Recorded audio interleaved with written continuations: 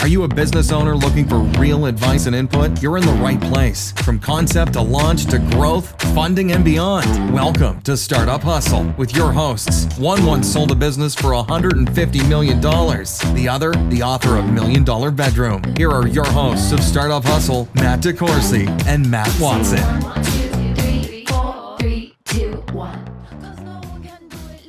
And we're back. Another episode of Startup Hustle. Matt DeCoursey here with Matt Watson. Hey, Matt. What's going on, man?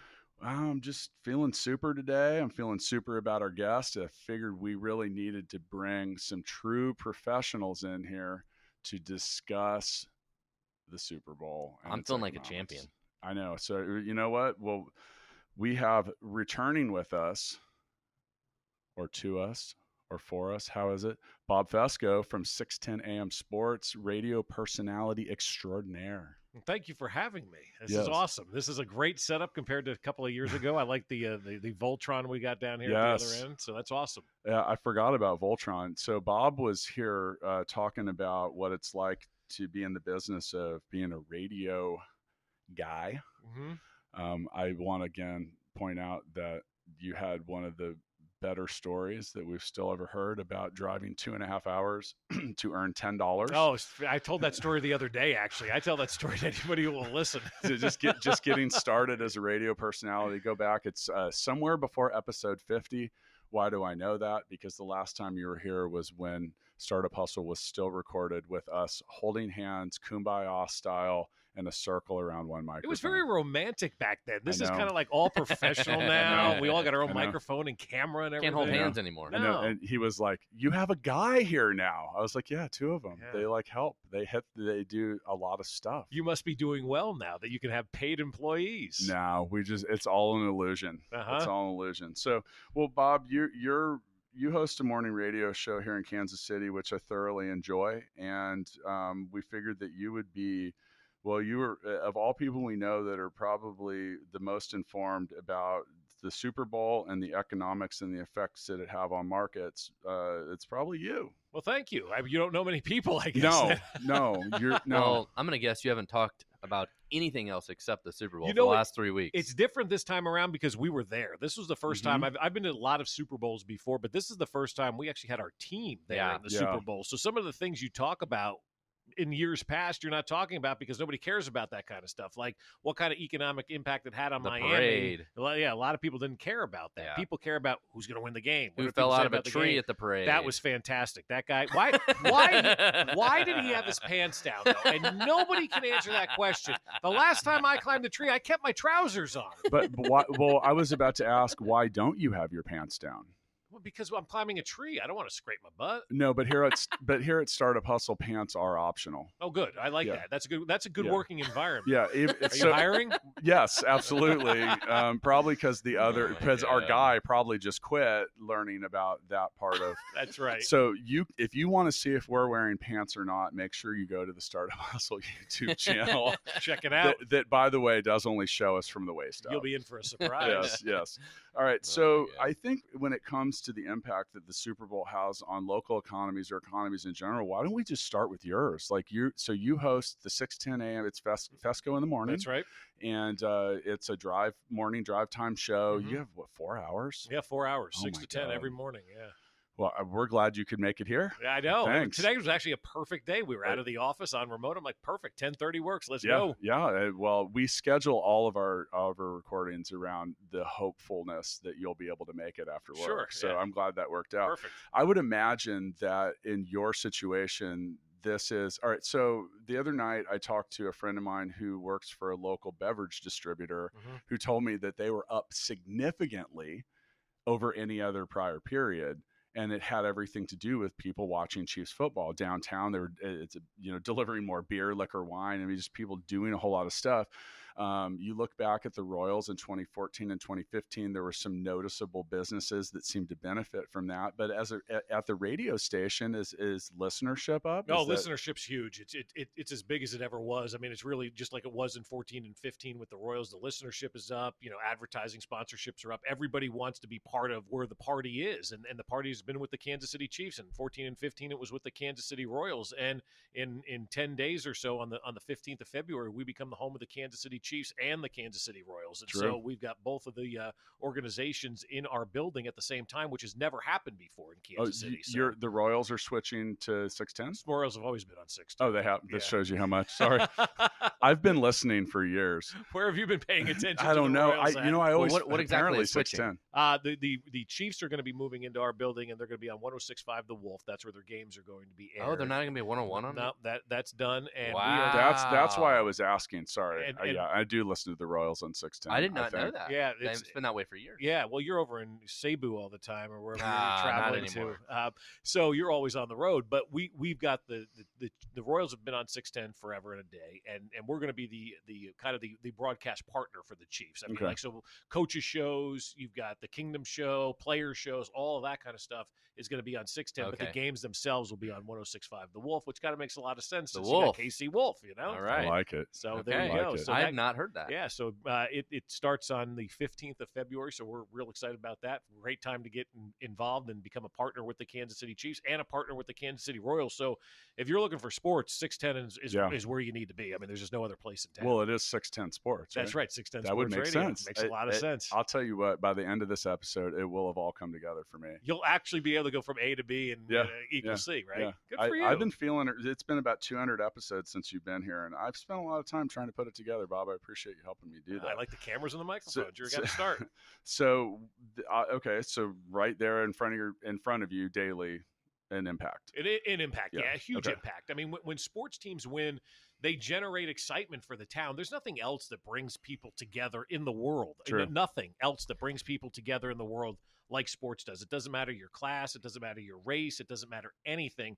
When you're a Kansas Citian and the Chiefs are winning, it brings everybody together and everybody bonds. Somebody posted something online that said that Kansas City is the only major city in the United States, has had 3 different professional championships in the last 5 years because Sporting also won MLS. Yeah, the Sporting, I think it's actually 7 years because I 7 think years. Sporting was 2013. 2013. Yeah. So 7 years. Sporting really got the ball rolling for Right. all of this. I think when they won, I think the Royals and Chiefs all looked over at Sporting and went, man, they're having themselves a party. Let's see if we can get in on this. I don't And then think the they Royals, had a parade, though. I don't remember what they I don't think did. so. I don't think they did either. But then the You Royals did it. mentioned that though. That is, I bet attendance-wise, that's the percentage of the venue that's full every game. That's the one. Well, maybe the Chiefs last year. Chiefs are I always think sold the out. Chiefs were like 96% capacity this past year, which is Yeah. still a pretty good number. That Well, stadium's too it's big. huge. Well, Too they big. know that too. Yeah. Well, Oh, yeah. but with that, trust me, they'll be 100% next year.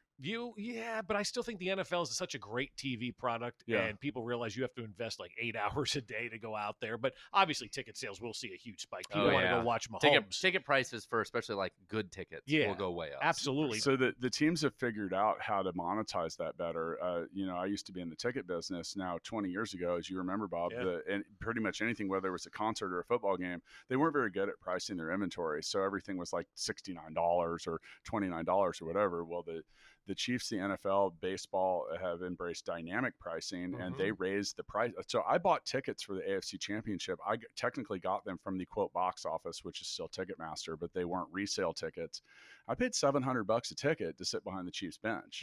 Wow. Now theoretically, the season ticket holder face value on those was probably $300 a ticket, maybe a little more. Yeah. But They marked them up. Oh for yeah. But the playoff thing, because if they didn't, a scalper would have. was going to buy it Yeah. and then capitalize on that market inefficiency. Yep. So that said, you look at the boom time for the teams now locally for the team, and I know you don't have direct line to this stuff. I would imagine that at Arrowhead in the Chiefs office, there's someone selling sponsorships and everything else that is probably just like ringing a cash register like all day. Well, and I think it's more inbound than outbound phone calls at this point in time. Right. You're coming off the Super Bowl, the World Series. People are calling you. You don't have to worry about calling them. And Patrick Mahomes himself. And Mahomes has been huge, Yeah, huge. I mean- He's the best athlete in America right now, and he's the best athlete we've ever seen in Kansas City. And even without them winning that Super Bowl, just the fact that he came in has really increased their. I thought it was sales. Lamar Jackson who was the future of the NFL. Not anymore. He's a quitter. So, all right. So coupling a true, when you're seeing Mahomes on State Farm commercials with Aaron Rodgers and he's become a national commodity. How do you think that affects Kansas City? Because we're, like the 25th biggest media market. That I travel overseas and people are like, "Oh, Kansas City, are there cowboys there?" I'm like, "No, we're like a city. We have cars and buildings and I think stuff. it's all great exposure for our town. I mean, I talk to Mayor Lucas on the show every Monday, and we talk a lot about some of this stuff. Like, what does it mean for Kansas City? It means you get to see Kansas City in a different light. Like, as you say, it's not just people overseas that think there are cowboys here. There's people in New York that think there are cowboys here. It's flyover country. So, people don't know what it's all about. And the more you win in sports, much like for a university, it's the front door to your city. People start to see more and more about your town and what the town has to offer. And they see the games on TV, and people are like, man, maybe I want to relocate a business here. Maybe I want to move there. Maybe I want to see what Kansas City is all about. And people come in here and they experience Kansas City. And I think that the success of the Royals and the success of the Chiefs right now has really helped Kansas City grow and really helped its image, nationally and internationally. By the way, I want to take a second to talk about that image part. Mentioning the size of our media market, one of the things that's a hot topic in our world in startup and tech is, there's a perception that people leave Kansas City and they move to Silicon Valley or maybe even just Austin or Denver. A lot of people come to Kansas City and I talk to them and they're like, yeah, I've never been here. I'm like, well, what do you think? They're like, this is not what I expected. Right. Like, this is way cooler. And there's a lot of stuff going on and a lot of stuff like that the brand recognition seems to have come up a little bit. I think the Royals kind of kickstarted that a lot of ways. And I think the Chiefs are following up with that. Now let's talk a little bit about the local stuff. Well, nationally, over the last few years, viewership on the Super Bowl had been in decline. I feel that some of that might be for the fact that the Patriots were in it like 100 years in a row. Is that? No, that's true. There's what they call Patriot fatigue, is what a lot of people have termed it. And you get sick and tired of watching a non-likable team over and over and over and over again. And, most people look at the Patriots and we're all jealous of the success, but you also look at them and go, well, these guys cheated. So you can never get that out of your mind that they cheated. And they're just not likable. Like, I think the Chiefs are likable. People like Andy Reid. People like Patrick Mahomes. They haven't cheated or done anything like that could rub people the wrong way. And I think people were so excited to see for the most part, two new teams there in the Super Bowl. 49ers been there about 7 years ago, 2012, whatever it was, 8 years ago. But it's still kind of a new team for everybody. New quarterback in Jimmy Garoppolo and new coach in Kyle Shanahan and, just a fun kind of defensive team to watch. And then you got the Kansas City Chiefs with the best player in the NFL and Andy Reid, who hasn't won a Super Bowl, up until Sunday, getting that Super Bowl championship. I just think the Kansas City Chiefs were what the NFL needed at this time. I don't disagree with that. And I think that even just to break up that Patriots dynasty. Well, and the NFL needs superstars. Yeah, you do. Absolutely. I mean, in any kind of sport, people tune in to watch the superstars. And they also turn in for villains, too. So you still need the Patriots to be that villain, of the NFL, because baseball has the Yankees. The NFL has the New England Patriots. I think college basketball has Duke and Kansas and, schools like that. Like, you need the villain out there in everything that you do, because you always want to have somebody that everybody hates, because you will hate watch things. Yeah, absolutely. But I think you will not, get tired of watching. You'll get tired of watching the Patriots, especially the way that they won it last year, beating the Chiefs here at Arrowhead. Nobody wanted to see that. Just like the NBA needs Steph Curry. Golden State, in the previous LeBron, Kobe Bryant. Who is no longer with us and needs those big names. Yeah, you do. You need them. You absolutely carry the league. They absolutely do. And Patrick Mahomes is going to carry this league. He's the most important player in the NFL right now. So with that, this year's Super Bowl had it upticked. It wasn't huge, but it was like 3%. But considering there's 100 million people watching, that's 3 million more. According to the notes that our guy put together for us, 148.5 million people watched at least part of the game. That's almost half the country. Yeah. How do you only watch part of the Super Bowl, though?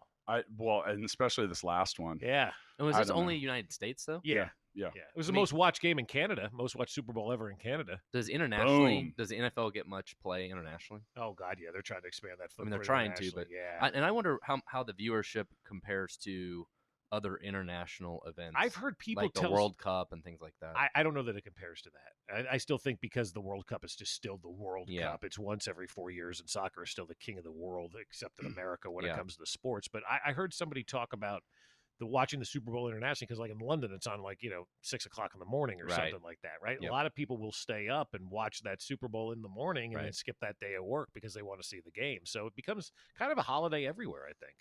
We learned a fact since the last time you were here that the esports World Championship actually gets more viewership than the Super Bowl. Are you kidding? No. Why do you want to watch somebody else play video games? I don't know, but they do. I found that boring as a kid watching, when you were out and like 2 other guys were playing or something like that. My kids love to do it. I know. Poppin'. Yeah, it's crazy. It's crazy. We're old and don't get it, but those young kids do. Yeah. Now, locally here in Kansas City, 97% of Kansas City TVs were tuned into the Super Bowl in the fourth quarter. That 3% should be forced to live in St. Louis where they don't like the NFL. Maybe. So I use Hulu at home for streaming, and I was trying to turn it on every TV in the house, and I actually got I hit the limit of I couldn't stream that many at a time. Yeah. Because I don't normally have all my TVs on at the same time. But Was I had a party going. that because you were running? Oh, okay. I was had a going to say, party or were going. you just running around? I hit the limit on the having a great streaming. time? I couldn't get it going enough times. So we were talking a little bit about the economics. Now, from an advertising perspective, I mean, that's really the super part of the Super Bowl for a lot of people. Obviously, there are people that legitimately just want to watch the ads. So, that being said, it was $5.6 million for a 30-second ad.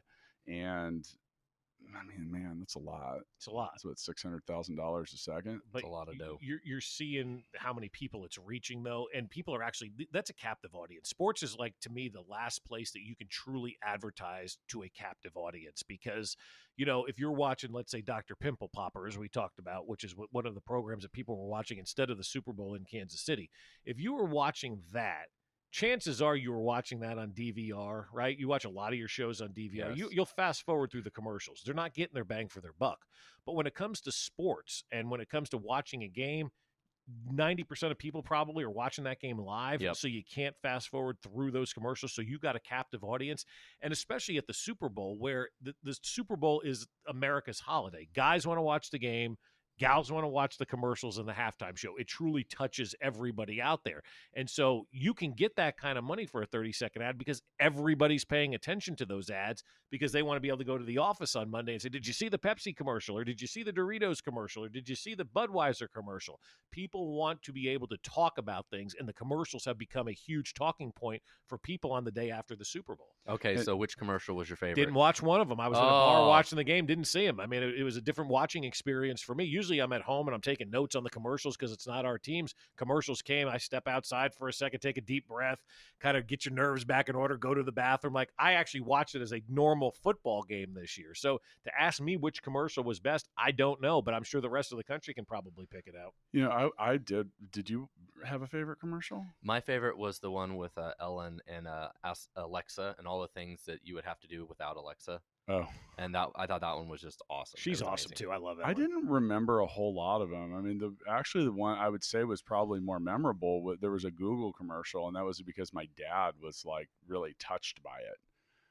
It was mentioning remembering. Now my mom has dementia, so that I think that touched part, that really kind of struck home. And at one point when that came on, I was kind of looking over at him. I was like, are you all right? We're doing okay here. And there was another really cool one. I think it was right when the game started. They had these little kids, and it looked like a commercial, like they were going to play football, whatever. And then those kids actually ran out on the field. That was cool. That was but awesome. I don't know what that was for. It just NFL 100. Oh, okay. Yeah, it was just celebrating the 100 years of the NFL. But it looked like a commercial, and the next thing you know, this kid's actually running on the field. And I think, did he deliver the game ball at that point? Yeah, delivered the game ball. I thought that was really that cool. was a good one. Okay, so in regards to advertising, 80% of ads fail their chance to form consumer opinions about brands. I don't know. Failed to change the consumer. Failed to change. Okay. A little typo in my notes. 10% remember the ad and know the brand being advertised. See, there you go. 10%. That's a small number, huh? It is, but I guess if you have 100 million people that are watching, 10 million people is not that bad. But yeah, that sounds like a small number. That doesn't sound like it's highly effective. I don't know enough to think that it is. I think with advertising, what works most is the repetitive nature of something. Over Building again. brand recognition. Yeah, I mean, you got. Is that people... why I remember The Masked Singer? Probably. Because I saw like 9 ads for that, which, by the way, my wife has like binge watched season 1, season 2, and is probably halfway through season 3. I got through the first episode, really loved it in season 1. I started episode 2. I'm like, I'm out. Watson built a robot that has been submitting your name for season 4 over cool. and over again. So you're I'll gonna. sing. I want to see you out there. I'll do it if they want me to do it. Are you gonna dress like the KC Wolf? Yes. That would be kind of cool. Yes. Absolutely. Yeah, Yeah. I would do that. 100%. I'm in on that. Okay, I like that. They should do a whole episode of that of sports mascots. That would be fun. But What- they're not allowed to talk. That's the Wait a only minute. problem. So what? That's much like here we have our money guns because every good audio program needs visual props. That's right. Yeah, Absolutely. Yeah, don't you? I'm sure you. We have, do it all the time. We have Yeah. visual props. Actually, yeah. Bob, this is the thing that you're going to find the most impressive. Ready? Yeah, That's great. I like that. that's all we got. That's good. That's Simple is best. It's all. If you want to put, that's how high tech we are. if you want to put in your notice at the station now, I get it. If you want to just come He's join gonna work us, with that drop. I like it. yeah, I like it. I'm yeah. good with It's that. that's the whole Foley lineup. All right, so now we've talked some about the national audience, local viewers, advertisement. Let's talk a little bit about the city that hosts the Super Bowl. So it's usually one of a few cities. Mhm. So Miami was this year's. Now I've been to that stadium. Have you also been to that stadium? I went when KU played there in the Orange Bowl back in 2008, but it was a different stadium then. It was a lot bigger. It was a lot emptier, but it was a lot bigger back then. They've shaved a lot of seats off the top of that stadium and done a nice job of renovating it to make it more of an intimate venue. And I think that's the way we're headed in sports. I think Arrowhead, when they move to the new stadium, they need to lop 10,000 seats at minimum off of that stadium, because I think you want a more intimate environment, charge more money, make it more of a premium ticket than what we have right now, because there are still a lot of unsold seats out there. But I think with Miami, with the way that they did that stadium, is perfect for the Dolphins. But for a Super Bowl, I think it's too small for a Super Bowl now. How big? That's 70,000. I think it's 65,000 now, 66,000. Yeah. So now talking even just on the host city revenue, the Super Bowl finally was smart enough to raise the face value of their tickets. Yeah, right. When I used to live in Indianapolis, and when I was there, I was there the year the Super Bowl was there, which the Patriots were in, by the way. Yeah, Giants Which beat 'em. you want to talk about how shitty for Indianapolis hosting a Super Bowl, which the Patriots were in, and then advertisers blindly buy billboards and stuff. So like I would drive downtown and like I'd pass like 3 Tom Brady billboards. I'm like, you're picking this is not good advertising here. No. If there's one place they hate Tom Brady, it is certainly Sure. Indianapolis. So it's kind of like my dislike for John Elway. I'm sure he's a nice guy. So you talk about the tickets, the face value of $2,000, $2,500 times $65,000-$70,000. That's a hell of a gate. Yeah, it really is. And then you think about all the resale tickets, because you couldn't find a ticket for under $5,000. Right. This was the first Super Bowl I can remember where prices didn't move. Like Right. usually by midweek they start dropping. They you can go start down. getting They go deals. down quite a bit. And then by the time game day rolls around, they're pennies on the dollar. The people are just trying to get rid of their tickets. That wasn't the case. Well, Kansas City fans really travel. Oh my God! Like there were so many fans down there that didn't go to the game, that were just hanging out at bars or just wanted to be part of the environment, part of the atmosphere. Because I think they all kind of thought the way that we did right now. Oh, by the time Wednesday rolls around, the ticket will start to tank and we'll be able to get it. That never happened. And because you've got a team that hadn't been there in 50 years, and you got the Silicon Valley money coming in from San Francisco. It's a big money Super Bowl, and people were willing to pay those prices. We saw that with the Royals. You talk Yeah. about the big money. So I've mentioned before that I was a ticket broker. We owned a ticket business, and we were very much in business in 14 and 15 with the Royals. 14 was a huge windfall for us. Mhm. And some of the seats that we had, by the way, no one was a season ticket holder that year because the Royals sucked. Right. So, but we were. And so therefore there weren't a whole lot of secondary seats available that were good.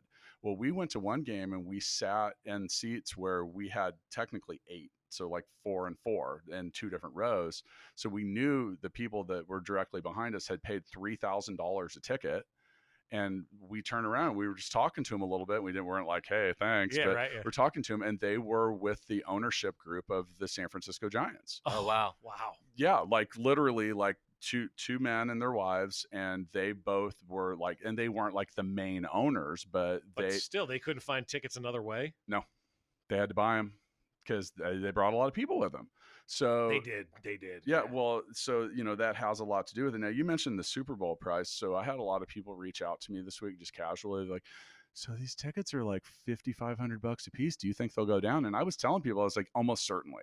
You can just about count, and then they didn't. Right. Well, so it was different. Now, I haven't been in that business for a long time, but yeah, typically in the secondary prices of any event go through an extreme dip at some point prior to now they did for a couple days. For Wednesday, they kind of, then all of a sudden it shot back up. Do you want to know why? People started buying them. No, it's actually not the case, because at StubHub, there's a cutoff at which point you have to actually have your tickets in the hands of their last minute services. So that was it. I would bet a significant amount that was related to that. So you're holding the tickets locally, and if you don't have them in their quote LMS last minute services hands, they take your listing off.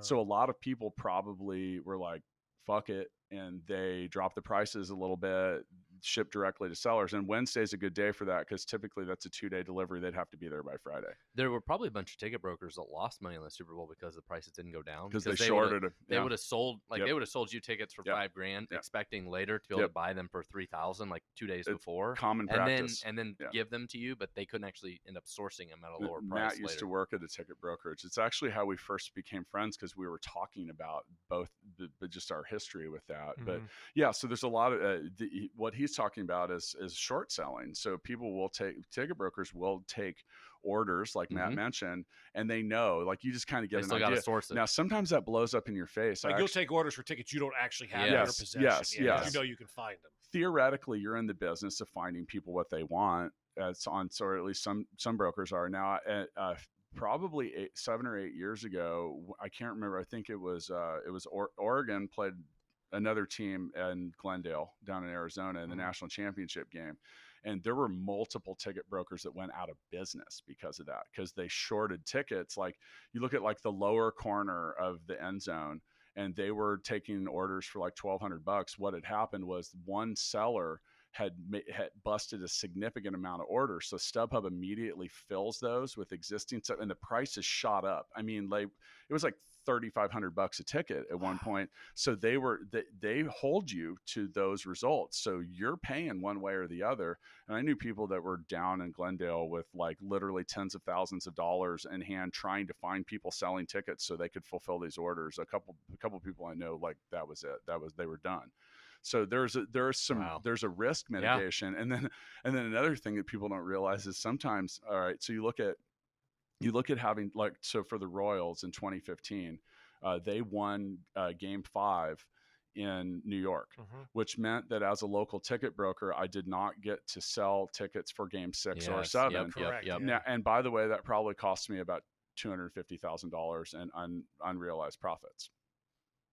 Right. So you would have bet against the Royals. Well, no, you wanted them to lose that game. So, what sometimes occurs then is that literally a ticket broker will go wager. Yeah. You'll go hedge. I saw that too. You'll go pay. You'll bet against the team. You'll literally go bet against, I didn't do that. Yeah. But if I wanted to make sure I won one way or the other, I could have gone and bet $50,000. I did see that when I worked in the industry. Yeah.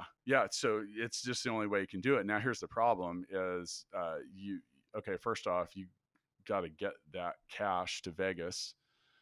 I carried that cash to Vegas once. I've heard stories from ticket on brokers that actually carried cash on the plane to fly to buy tickets, and then just flew home with the tickets, but they had to have cash back in like the 90s. I hid the cash at one point and did this trip. How did you get that kind of, like? You're not supposed to carry that much cash to an airport, right? Yeah, exactly. I mean, I was part of that smuggle one. Now, back in the 90s, that probably wasn't that big a deal, though.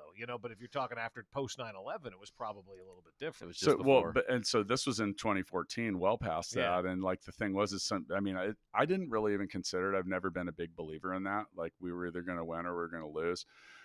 Now, when the Royals, and they won in New York, and I'll never forget it. It was a Halloween. Now, I'm a huge Royals fan. Huge. That was the most bittersweet moment in the history of fandom for me. I was not excited that we won. I was like swearing. I was not happy because even though my team won, I would have liked to have actually watched that occur. And let's be realistic. That's a significant amount of money. Like, Yeah. I mean, it was real. It was in my life. It wasn't just like, oh, you had season tickets. You had the tickets. You had the tickets dude, to sell. we had dozens of them. Yeah. I mean, dozens of them. And then here's the thing is game 6 and 7, and we hadn't won the prior year. So in game 1 and 2, we didn't do well. Like people, they were saving their money for those games. The game 1 and 2 of the World Series were only mildly profitable for us. They certainly didn't create the windfall that we had seen in the year before. Right, because that was the first, though. Everybody wanted to be there. They didn't want. Now you get greedy when your team starts winning. And you mentioned winning in New York, and I still go back and forth on that all the time. Like, I was there, so it was great for me. I got to experience all that, but the fans didn't get to experience all Well, good that. for you, Bob. Right? The fans did not get to experience that. But the thing is, then you're making a deal with the devil. You throw that game, then you come back, and what if you lose too, and you had the opportunity to win it there? You know, like that's how the team mentality is for all of that. But I said for the Super Bowl to a lot of people, I said the AFC Championship game is where you want to be. That's what you want to be part of because that's where the fans are. Well, that's where I spent my money. I mentioned, I did. I paid after all the fees and shit. I paid $1,500. I was 5 rows behind the Chiefs bench. Mm-hmm. Now I was there when the Colts won the AFC Championship and made it to the Super Bowl, and I had remembered that they had set up that stage on the 35-yard line on that side of the field. And when I saw those tickets, I was at the 35-yard line, 5 rows behind the Chiefs bench. I was like dead, like right in front of that, and I was right on about that's that. awesome. Yeah. And I was super cool with that. You know, Jill and I, we had a great time. Like it was just, you know, and I'm not a super fanfare kind of guy. Like I didn't go to the parade. I didn't go to the Royals parade. I just don't like that kind of chaos. Mm-hmm. So that wasn't me with my pants off up the tree. I did that at my own yard. Right. And I didn't go to jail. That's good. Yeah. Did you ride a horse and smoke weed too and go to jail? Yes. Okay. That's called Wednesday for me. Right. Yeah. For that guy too. Yeah. So back to host city economics. So $14 million is the cost to the city that hosts the Super Bowl. The $4 million is what the Dolphins receive for the use of the stadium. That seems like nothing, right? Interesting. Yeah. Now, each player, it's a very socialist payout for the players. Mm-hmm. I was, my dad and I were talking about, he said, what do you think these guys get paid for being in the Super Bowl? It's like $125,000 It's not per a person. lot, yeah. Which, by the way, if you have 50 people on a team, that means that the team as a whole collectively got paid $1 million more than the Dolphins got paid to let them rent the stadium. Correct. Think about that. Yeah. Wow. It's a great deal for the NFL. Let's just put it that no way, shit. right? It's a great deal. That's for like the about NFL. a step above NCAA athletics. Yeah, no, it is. Yeah. Yeah, the NCAA is a bigger scam than this is. But I mean, $14 million the cost of the host city by the time you paid police and buses and all the kind of road closures and things that you have to do to host one of these big events. It's a very, very expensive event to host, but it brings so many people into town and so many people are spending money. And in a city in Miami where everything is twice the cost of that it is in Kansas City, they made a pretty good penny that weekend. Well, it listed here, it says there's a $500 million plus estimated positive economic impact for Miami. So you spend 14 to make 500. Yeah. You'll do that every single day. So did you see about the halftime show? The similar sort of thing, the J-Lo and Shakira, they don't make any money at all for doing the halftime show. They get the publicity. They get the free. Yeah. Well, that's been a pay to play and thing in the past. But now, they talk about like their streaming and all that stuff and how much money they make doing concerts and all that go up. Mm-hmm. And the article I read was talking about previous artists and then like the years after, like Katy Perry and stuff like that, how much money they made per day at concerts goes up, all that stuff. Typically, the halftime performers announce a tour. Yes. So you talk J-Lo's about going on tour, but is she? I think so. So, but typically that's announced like within days she after. Was they in residency at Vegas, but I think it's over. Okay. Well, all right. So what else do we have here? The NFL and host committees claim that the Super Bowl brings between 300 to 500 million to host cities. Mm-hmm. So we just kind of proved that. Economists estimate the big game brings in closer to 130 million. But it depends on who you talk to. There was some clown down there in Miami that was going around saying, we're not making any money off of this, and this is a bad deal, and nobody should host the Super Bowl. And I'm like, you're so wrong. Like, people don't factor in the residual impact that the Super Bowl has. I was down there for 8, 9, 10 days, whatever it was in Miami. And I got to do a lot of things in Miami that I said, man, I'd love to have my wife here for this. And we like to go away President's Day weekend. We're going to Los Angeles for a couple of days this year. But next year, maybe we go to Miami because I had that experience down in Miami where otherwise I wouldn't go. Like I wouldn't, my sister lived there, went there a couple of times when she was there. But Miami's a young city. I'm in my 40s now, right? But now after the experience that I had, I'm like, I take my wife back here, stay at a hotel, eat meals, and you help the economy that way. So it's not direct impact on that Tuesday, but a year later or 2 years later, because you had such a great time when you were there and you go back on your own dime. Like that's what people don't figure out and don't realize, the impact that it could have on so many people that were there for work related, and then they bring their family back or their wife back and spend time down there. That's because of the Super Bowl. Absolutely. So a couple things related to the affordability. This year, the average ticket went for $7,438. Matt, how many people ask you if you're going to Miami?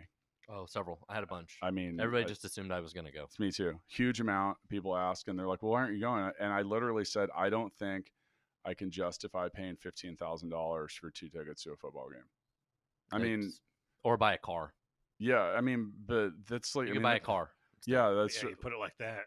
Well, right. Yeah. I mean, that's a new car for a lot of brands. It's a lot of money. Yeah. So 75% of the ticket supply is controlled by the NFL. By the way, the other 25% is pretty much controlled by sponsors. Mm-hmm. So tickets for the Super Bowl never go on sale to the public. There's a small lottery. There's a small lottery, and it's Chiefs ticket. Well, there's a small lottery for the Super Bowl itself, and that's probably so they can say that some of it we goes made on. some available. It's usually 1% of the venue. Yeah. So in this case, that would have been like 700 tickets at best. And then you can imagine how many. It's probably like trying to win a Masters badge. Mm-hmm. Like 1 million people like put in and nobody gets it. But at least with the NCAA, they tell you like during the Final Four, now's the time to enter for next year's Final Four. And you don't. Where do you enter the NFL lottery for the Super Bowl? Have you ever seen a place? No, it's probably like somewhere on the NFL website, written in small print, like under the terms of use for the website, like something goofy. So we mentioned that 75% of the ticket supply is controlled by the NFL. Those are primarily dished out to sponsors and other people. So you look at like Ford as a huge sponsor or whomever, and they will give those people, they get allotments for tickets and a lot of stuff like that. So pretty much if you get a ticket that it came from someone else getting comped. Right. So then that's the next question. So we'll ask you, Bob, if you had let's just theoretically say you got 2 tickets. Right. You can have $15K cash, straight cash, or you can go watch the game in a bar, or you can go to the game. What would you have chosen? Who's playing? Chiefs. Chiefs are playing? Yeah, this year. I'd bring my wife and I'd go with her. Okay. Yeah. All right. So because 2 reasons. Number one, she's such a huge Chiefs fan. I would not sell tickets to the Super Bowl with the Chiefs being in it that I got for nothing, where she could go and experience that game because she loves it that much. And number 2, I'd be afraid like I'd get caught and busted, and lose everything for doing something like that, because that happened for a while in the NFL. You remember the guys like Mike Tyson, whatnot, selling their tickets and how that really trickled down and they got in trouble for that kind of stuff. So I'm kind of a wimp. When I lived in Indianapolis, I got a call on the day of the game from a friend of mine. And I won't name him, but a well-known person from ESPN had tickets at the 40-yard line, 4 of them, and was looking to move them. What could we get for them? And I was like, I don't have time for that. I don't like run around on the street and sell tickets. But yeah, so I mean, there was like, and those would have been significantly priced. Right. Well, it's like when I went to the World Series for the Royals, I had season tickets that year, and they legitimately looked at my family members and said, look, we can go to this game or we can sell them for $8,000. Yeah. So literally we went to the game. Of course. Yeah. We had that conversation. I'm like, it's $8,000. Now we didn't pay $8,000. That's what resale was. We had that same, so it's like, oh my God. Now imagine you own a ticket brokerage. So in 2014, we had 48 season tickets to the Royals, and all, 38 of which were behind the dugouts in the lower level in the first 10, 15 rows. So, and people are asking, like, people as a being a ticket broker is annoying because it's probably anybody asking about tickets is annoying. I hate it. Yeah. by the way, we used to just tell people, like, you need to go buy them on StubHub or do something else. Because people go, what do you got? I'm like, I have nothing. It's 40,000 seats. I've got a few of them. But you get these people coming out of the woodwork and they want a deal. And you're like, I don't have anything. And then they think you're a dick. But have you ever seen somebody come out of woodwork before, though? Yeah, People in that use case. you have? Yeah, in that case, they probably did. Literally. They were coming out. They felt like they're coming from every direction. You hear from people you haven't heard from in years about stuff Right. like this. When stuff like this goes down, hey, do you have any tickets? Do I look like Ticketmaster? No. So, but with that, we, being a Royals fan, I wasn't going to skip out on it, but we were looking at things. So the parking passes that we had that were in the premium lot were like selling for like $300 a piece. And I asked Jill, in 2014, my wife was pregnant. I was like, I will give you $300 cash if you're willing to walk 300 yards, or we can use the parking pass, your choice. She's like, yeah, I need the exercise. Yeah. So like, just goofy stuff like that. But the tickets that we used that year, we had, I would say the average selling price of the lower level seat that we had in 2014 was over $3,000 net to us. And the face value on them, I think, was $400. What was it in 2015? Not much, because we only got game 1 and 2. I mean, we still made money on those, but the thing was everyone was waiting for game 6. What about game 7 in 2014? What was that like? Big. That was huge, right? Big. And Was that your biggest event ever? They were all big. Yeah. No, actually game 6. Game 6. Yeah, because you didn't know if there was going to be a game 7. And you also don't, and those are back-to-back days, and you don't want to be. I didn't want to have those tickets on game day because we were going to go ourselves. So, but I mean, we had already made so much money.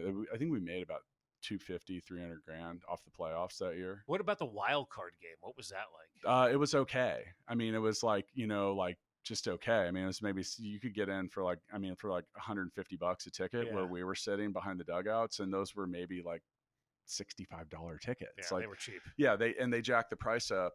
The wild card game was definitely, dude, that whole year was exciting, and then the next year, honestly, it was pretty flat. It was, so that back-to-back effect, people were like, okay, so we're back, cool. But I think they were really all banking their money. I think a lot of people too is like, there's a finite amount of money in a local economy for spending a shitload of money on tickets. Yeah, it's a lot. Well, you look at one of the hot topics that comes up in Kansas City. So we've got a couple sports teams like, well, why can't we get an NBA team or a hockey team? Because any local market has a finite amount of extra cash. Well, and I didn't go to the AFC Championship game this year because mentally I told myself, well, I went last year, and whatever. Oh, yeah. But this was the one to be at this year.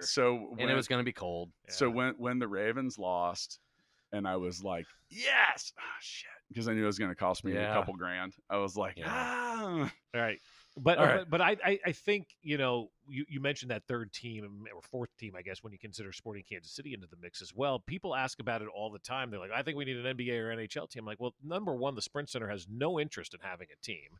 And number two, where are we going to get the money to support that team? Because when the Royals were winning in 14 and 15, everybody spent their money there, and the Chiefs suffered. Well, and now that the Chiefs are winning, the Royals are suffering. And the Jayhawks might as well be an NBA team around here. Yeah, and you got people that give their money to K. Not as much anymore. Since the Royals and Chiefs started winning, the college stuff in this town has pretty much become non-existent. I couldn't tell you the last time I turned on a college basketball game and watched that because of what the Royals and Chiefs have really meant to the city and the way that they brought everybody together. But and colleges just divide everybody. People fight over the colleges all the time. But the economic impact of having that third team, I don't think that next team or that fourth team would do well in this town, and somebody would suffer because of it, because there just isn't enough, number one, corporations here and enough discretionary income to support another team in this town. And there's another part of that too. So, okay, this year was in the first year in my life that the Chiefs made it to the Super Bowl, which is a driving factor. Now, if X hockey team, especially if it's an expansion team, well, they're going to suck for a while. Yeah. You don't have that longevity. That's part of why the Chargers are struggling. They weren't even doing that great in San Diego, and then you put them in a new market, and people are like, yeah. Like, are you going to go think about your own self? Tuesday night, February 12th, snowing, and a hockey team's got a game at Sprint Center. Are you going? We're going to one next Tuesday. Actually. We are. Yeah, Are that's you us. going? That's us on Tuesday. Who the are they? Mavericks. Oh, the Mavericks. Yeah, Yes. The Mavericks. next Yeah. Tuesday. But are you gonna get yourself out of the house on a Tuesday night in the wintertime when the weather's bad to go watch a team that's won 10 games and we're already into February? And the We season's got a almost over? suite for free, so yes. For that, you will. Yes. But are Yes. you paying for money to go see that? No. No. Same thing with an Actually, NBA team. I'm going to invite you if you want because I'm not available. I that didn't night. even have enough people that were ready to go with us. But all right, see, think about an NBA team. It's a Tuesday night, and it's the Kansas City whoever's, and they're 13-37, and the Charlotte Hornets are coming to town. Do you have any interest No. in rolling down? No. No. And so that's why I know Sprint Center has no interest in having a team. I had in Indiana, we had the Pacers, and as a ticket broker, we were a big account for the Detroit Pistons one year. And I'll tell you what, like those Tuesday games against Charlotte, Yeah. and or Memphis or like whomever, like and Toronto before they were good, Yeah. you know, and Minnesota. and I mean, it was like there's like nobody there, Right. Nobody. No one's good. All right, so At least it's not like a baseball game where the weather's nice and you go sit outside. You know, you go, the weather's good. We'll go out there. Bob, there's a new tradition here that I think you're going to fully love and embrace, and maybe we'll even encourage you to start doing this on your own show. Okay. But now, on each episode of Startup Hustle, we play Mixtape the Game. Okay. I have drawn a card from the Mixtape deck, which you can also now download the Mixtape app for iOS and Android. By the way, today's episode of Startup Hustle is brought to you by Fullscale.io. I got that right 45 minutes in. But I'm going to read a scenario. We're all going to name a song, and then we're going to vote for the winner. You cannot vote for yourself. Okay. What song would you have played while defending the Alamo? You got to fight for your right to party. I'm going with Kung Fu Fighting. That's great. I'm going to go with Queen and We Are the Champions because of the Chiefs. I'm voting for Bob. I'm voting for Matt. Oh. Which one? I'm not saying. Ah, damn it. Another loophole. I'm voting for the other Matt. Yeah. I like yours. I like it. Kung Fu You are? fighting. Your Yeah, I'm vote? going to vote for you. Yes. You win. So I Yeah. guess you get 1.5 votes. Well, as long as in America, that might be enough to win most elections, right? Yeah, Isn't that this how is it true. works? Yeah. Like, wait, do I have enough votes, or we should let it be decided by the Electoral College? Now, Bob, we do now have a money gun as well, and one of the things that the winner of Mixtape gets to do is fire it, but I'm kind of like champion all the time, so I'm going to let you shoot the Golden Supreme money gun. Who do I shoot it at? Watson, if you don't mind. Oh, it actually shoots money. That's fantastic. I had no idea cash was going to fly out. And there you go. I love it. Can Oh I my keep all the money that's I- falling near me? If you feel comfortable enough touching it, yes. Yeah, perfect. All right. You didn't expect money to come No, out? I had no idea what was going to come out of the gun. Yeah. That's awesome. Does the red one shoot money too? When we put money in it. I need to get one of these guns. I told you what every podcast needs. Where is did you buy props, this? right? Is this Amazon? I'm almost certain that is a counterfeit. Supreme money gun. I mean, the sticker that The I had to stickers put It's are on the legit. side of it. It's a legit And then sticker. if you open it up and look at it, it is really just if you can even get it open. Yep, stuck. You gotta twist It is actually someone took a red Supreme money gun and painted it gold. So yeah, but the gold shoes is that? What it- well, that's kind of where the gold came from. Yeah, you get it. All right, so you did mention fighting for your right to party. Uh-huh. And I want to close this episode out by talking about the Super Bowl party in general, because that is an American tradition. It's a big deal. So 27% of Americans plan to attend a Super Bowl party. That seems small. It does. Now, by the way, I didn't. I had my dad over, but I actually, now if another team was playing, I might have been down for a Super Bowl party. But like, kind of as a Chiefs fan, I kind of just wanted to I wanted to feel undistracted and focused on the game. So many people felt the same way. Yeah. Though. My wife stayed at home with the kids. I was obviously in Miami. I talked to some folks today. They're like, we're not changing our routine. We've done the same thing every game for years. We're not having a party. A lot We're of not doing superstitious anything." people. Well, yeah, when you haven't won it in 50 years. We had a party, and one of basically my aunt and the family came, and she was talking about the AFC championship, or like the Texans game when we were losing or whatever, and she went to somebody's house and we were losing. She left, and then they won and whatever, and But she came over, and when we were losing, we were down by 10. She left my house. She's like, I'm going back home to put on my pajamas and watch the game with my cat. And like, she was that superstition. is that, and it worked. We should thank her. Yeah. But we should had a thank you. party, and it was a great time. If you would like to thank Matt's aunt, please reach Yes. out to Matt. You can Mhm. find him a number of different places: Facebook, LinkedIn, the Startup Hustle And her podcast, cat. Instagram. Yes. Yeah. What kind of food did you have? We had chili. Okay. We let's made hear. chili, and of course had some wings, and we Nice. actually had some Filipino style chicken adobo wings, which were amazing. Well, let's talk about that for a second, because my dad brought over barbecue. Uh-huh. I would be willing to bet the Kansas City barbecue joints had a record Oh, takeout geez. day on Probably. Sunday. Oh, yeah, yeah. I had to have. So at Jack Stack, which is our favorite, they had a tent outside, and you had to call in. He had to go pick it up at 11 a.m. And they closed the restaurant at 4. Oh, Why? wow.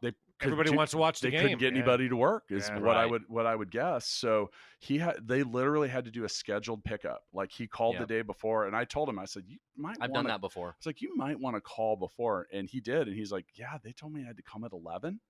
And there was a guy behind me in line that had an 11:30 pickup, and they made him wait. Like, they had to get that shit down to a science, but it makes sense. Yeah, you sure know. it does. So I would be willing to bet that was a record day. Now, the average Super Bowl party had 17 people. Wasn't that about how many people you had That at your is about place? what we had. That's yeah. pretty good. Wow, you Yeah. nailed it. Congratulations. I find so for part of the game, I was sitting upstairs with my fiance, and we were watching the game. And the Chiefs, do something like, okay, yeah, cool, that's great. But then when you're like a whole bunch of people and everybody cheers, it's a whole different experience. And Yeah. Mhm. it's fun to have a big party. I was it was fun because we watched it with our kids. Now at the end, when we were really sealing it up, I was screaming and jumping Oh, up there and was a down, and lot my of- daughter was like, I want to jump up and down Oh, too. yeah. And my kids very much know how to scream "Go Chiefs," Yeah, and and we were encouraging them a lot to Yeah. do that. sure. And then after we won, we shot off fireworks along with the entire rest of my neighborhood. Oh, yeah. Well, some dude died from shooting him off. I heard. Oh, Yeah, jeez. well, That's that's Yeah. on you. 2,900 people in Africa died last year due to hippopotamus attacks. So Wow. things happen. Yeah. Do you So- know in 2018 there were more injuries due to pizza than in any other year ever? how do you get a pizza injury? Well, here's one woman lost her tongue ring by a piece of pizza pulling it out of her mouth. She got injured that way. People burning the top of their mouth, falling with the pizza boxes, or walking up the stairs, cutting themselves with the pizza slicer. Wow. I'll tell you what, man. Pizza's dangerous. I know. Mhm. I've been saying that for years, but Bob, you really drove that point I home. did, yeah. So these are the facts about the Super Bowl parties that I think are entertaining. So 52% of Americans think that Super Bowl Monday, the day after, should be a national holiday. I yes and no. But like in my line of work, I got to go in anyway. So I'm I like, don't, man, I don't screw get that. I But don't understand. it. I do. So, in general, people don't quote party a lot. And I think that as you get older, all right, if you have a few drinks tonight, it's not the same as when you were 25. oh God, no, I can't even drink during the week. Right. anymore, My point yeah. exactly. Yeah. So I think people, it's kind of like New Year's Eve when you see people out and you're like, wow, you're schnockered. It's because you think you can handle a little more than you can. I Yeah. think you just wake up feeling like crap a little bit the next day. And also the game's over at like 9:10. On the East Coast, my God, it Yeah. starts at 6:30. Wasn't over to True. like 10 o'clock. It's such a late Yeah. start. See, what I think they should do, if anything, is to put it on a Saturday. And that's something that's come up, and I don't disagree with you. But it's such a big party night for everybody in the NFL down there. Saturday, Yeah. NFL honors and all this kind of stuff. But I think instead of having and that then Monday it wouldn't off, be Super Bowl Sunday. right, it would be Super Bowl Saturday. But still, I think putting it on Saturday and giving everybody Sunday to recover, I think is a better option than having it and then having a holiday on Monday, unless you wanted to line it up where it aligned with President's Day weekend, and then everybody would have that Monday off anyway. Well, people that Oh, I don't that's a get good that idea. day off. Well, you talk to the owner of the company and tell him you need it off. He's an asshole. Yeah. Yeah, Matt's an his name's asshole. Matt. Yeah. Yeah, Matt's an asshole. So 72% of HR managers surveyed agreed with the next day being a holiday, and the reason is, and this is my favorite stat: 1 out of 10 people call in sick. That seems like a small Yeah. number. Yeah, but if that was people that if we have 400 million, that's 40 million people. Yeah. I mean, that's 1 out of 10. We mentioned earlier a different stat that doesn't sound like a lot, but you scale that up It's millions to, of Yeah. people. to a huge Yeah, pool, that's like true. 40 million people. Like that is is that 3 New Yorks? Yeah. Like the entire No, it'd city? be 4. Like you're talking 3 million people wouldn't go to work.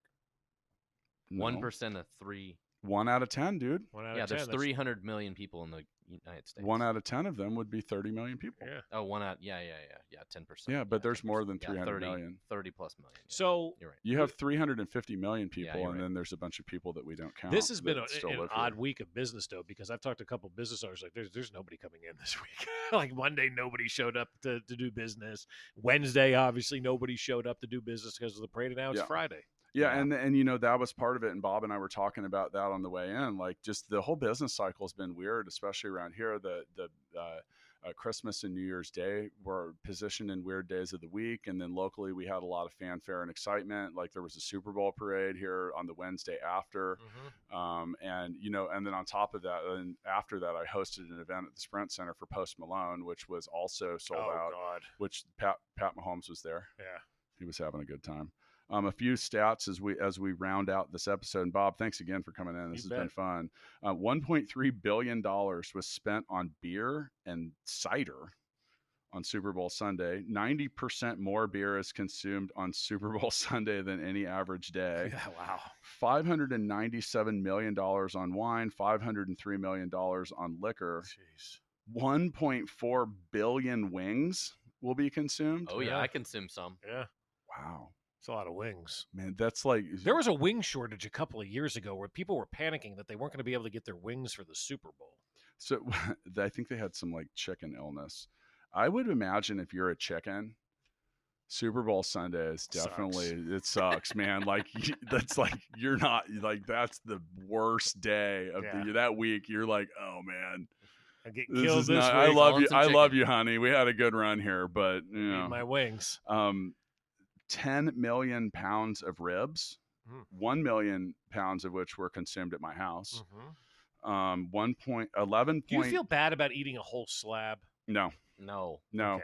because I always order one because I'll eat, and then I have fourth meal ribs, and then you have breakfast ribs. Right. So yeah, it's a 24-hour cycle on that. Okay. Is it? Do you? No, I was down in Miami and we went to a Chinese restaurant and they had like great spare ribs and I ate the whole slab. I'm like, is that okay? Yes. Okay. That's what I Yes. thought. It's normal. In my case, you don't grow this big without eating the whole slab. So, 11.2 million pounds of chips and 8 million pounds of guacamole. I will point out a lot that of avocados. the only time of the year that I ever see an ad for avocados is the Super Bowl Yeah. commercial. It's Yes. always my Yeah. favorite part of Radio Yeah. Row when certain celebrity, and it depends on who it is each year, is pushing the avocados from Mexico. And they go around, don't forget to get the avocado. We didn't get that guy this year because, you know, we were actually talking football this year. So we had Boomer talk about hummus. Hummus. I'm going to Doesn't stick feel to the right. guacamole. Doesn't feel right. Now, I've been on the keto diet. I actually decided that I gave myself a reprieve. I'm like, I'm eating some of this stuff. Got We to. had Super Bowl cupcakes and stuff like that. And You can't deprive yourself. I know my wife. I told my wife, I'm like, you want to put those out in front of me and like put the Chiefs in the Super Bowl and all that. Watson, why are you stacking up all that money? That's Bob's. It goes back in the gun for the next Oh, guest. I see. Yeah. Well, hey Bob, thanks for coming in. Thanks for having me. It's fun. We like to do a thing that we call the Founders Freestyle on the way out. It's a quick wrap up, and it really just gives us an opportunity to. Do you have any? Do you have any closing arguments, sir? I do not. No, I'm good. I think I used all my arguments up. Yeah. What about you, sir? Go Chiefs. Okay, I like it. It's a good one. In the end, I think that on the way out, I'd just like to say I think that it's just so exciting to have winning going on in your city. I think it's invigorating, not only for the economy. I think it just kind of helps the overall demeanor. You know, like there's just something cool about having something exciting going on in your hometown. It's really creates a sense of it's like a pride of ownership. Absolutely. Mhm. Yeah, and you know, I know that doesn't do a whole lot to give. So find a way to get your team to win the Super Bowl. Yeah. Is that But good? take advantage of it when they do or when they win the World Series because there's nothing better than having that winning team in town. Is it too late for Patrick Mahomes to run for president?